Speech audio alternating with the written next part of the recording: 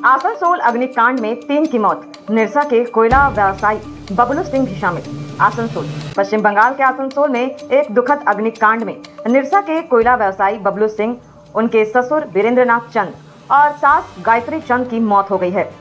बबलू सिंह की पत्नी शिल्पी चटर्जी गंभीर रूप से घायल है और उनका इलाज दुर्गापुर के एक निजी अस्पताल में चल रहा है।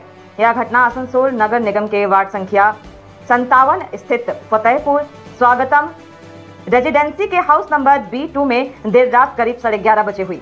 पड़ोसियों ने चीखने चिल्लाने की आवाजें सुनकर अपने घरों से बाहर निकलकर देखा कि बबलू सिंह का घर आग की लपटों से पूरी तरह घिरा हुआ था। उन्होंने तत्काल दमकल विभाग और आसनसोल साउथ पुलिस को सूचना दी। दमकल की टीम ने मौके पर पहुंचकर आग पर काबू पाया, जबकि पुलिस ने तीनों शवों को कब्जे में लेकर आसनसोल जिला अस्पताल पोस्टमार्टम के लिए भेज दिया। घटना स्थल पर फिलहाल पुलिस बल तैनात है और आग लगने के कारणों की जांच की जा रही है। पुलिस और फायर ब्रिगेड की टीम इस बात का पता लगा रही है कि आग कैसे लगी और इसका क्या कारण था। इलाके के लोगों ने बताया कि बबलू सिंह और शिल्पी चटर्जी का एक बेटा भी है, जिसका नाम त्रिथानकर चटर्जी है और वह 9वीं कक्षा का छात्र है। मामले में नया मोड़, बबलू सिंह की 2 पत्नियां। इस अग्निकांड में एक नया और चौंकाने वाला खुलासा हुआ है। बबलू सिंह का धनबाद के निरसा नया डंगाल इलाके में भी घर है। वह निरसा नया डंगाल काली मंदिर के ट्रस्टी मक्खू सिंह के बड़े बेटे थे।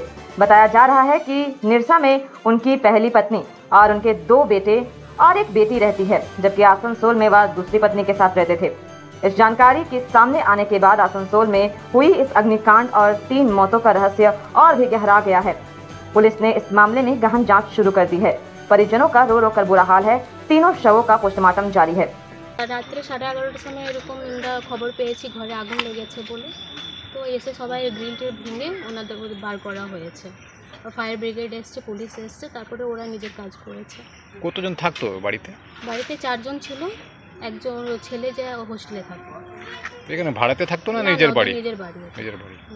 কখন আগুনটা দেখলেন? আগুনটা আমরা ওই 11:40-এ আমরা এসে দেখি। কি নাম ও কিছু পাওয়া গেছে? কে কে থাকতো এখানে? বাবলু সিং। কি নাম আপনার? আমার অঞ্জলি সদস্য। ওরা 40 নাগাদ সব এখানে ভিড় হঠাৎ তো এসেছিলাম, দেখি পুরো আগুন জ্বলছিল। তারপরে ফায়ার ব্রিগেডে খবর দেওয়া হয়েছিল, তারা এসে তাদের মতন কাজ করেছে। আর তার আগে আমাদের এই সোসাইটি আছে যারা জেন্টসরা, ওরা দরজা ভেঙে, 2টো দরজা ভেঙে, মানে শিল্পীদি যিনি আছেন, যিনি অ্যাডমিট আছেন, ওনাকে বার করেছিলেন। বাস তারপরে এখন হসপিটালে এখন পুলিশ আসবে, তারপরে জানা যাবে কী হবে না। কি নাম আপনার? পল্লবী। কালকে আমি ছিলাম না এখানে, দুর্গাপুর ছিলাম। কালকে রাত্রে 11:30 পৌনে 12টার সময় আমাকে ফোন করেছেন যে আপনার পাশের বাবলু সিংয়ের ঘরে আগুন লেগে গেছে। যখন আমি আমার সিসিটিভি ফুটেজ চেক করলাম, যে দেখা যাচ্ছে যে দিকটা পুরো ধোঁয়া বেরোচ্ছে আর কি। আমি তো কিছু করতে পারলাম না, আমি 2টোর সময় বেরোতে গিয়েছিলাম। আমার আজকে বললেন এখন বেরোতে হবে না, সকালে এসেছি। এই অবস্থা। কটা নাগাদ লেগেছিল আগুনটা?